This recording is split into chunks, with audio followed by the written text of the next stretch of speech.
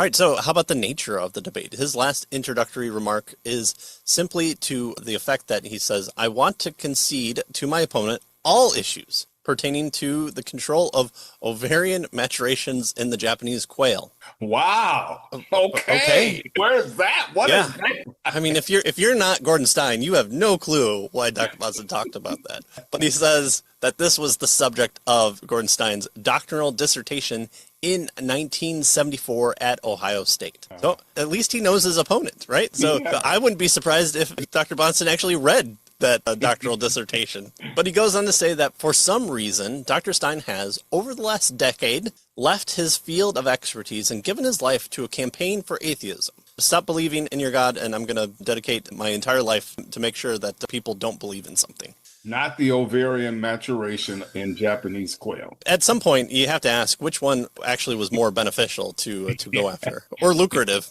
Whatever his perception of that reason for that, I do not believe it says that it is because of any genuinely cogent philosophical case which might be made for atheism as a worldview.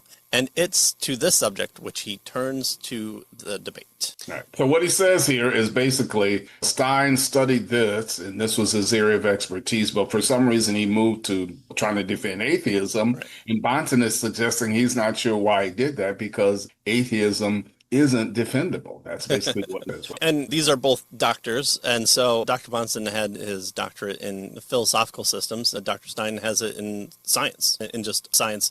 And what was his field of expertise? Japanese avian biology. This was actually a good point for Bonson to bring up for his own camp as well. It's not to say Dr. Bonson, he studied philosophy, so he's probably the winner of this just based on the credit alone. That's not going to be the case because it's not the pedigree that Dr. Bonson's trying to make the case for. It's for the biblical Christian God and the evidences that he believes are the best way forward for that. So this was an interesting point where he pointed to his opponent and says, this guy's not even a philosopher. Why are we talking about philosophical systems? I'm the real philosopher. You should just automatically give me the points in favor of anything that I say because I know it better than he does. So he doesn't do that as well. But he does suggest here that Stein has spent over the last decade studying this particular field. Right. Yeah, so he should be ready for all Yeah. the responses in this debate.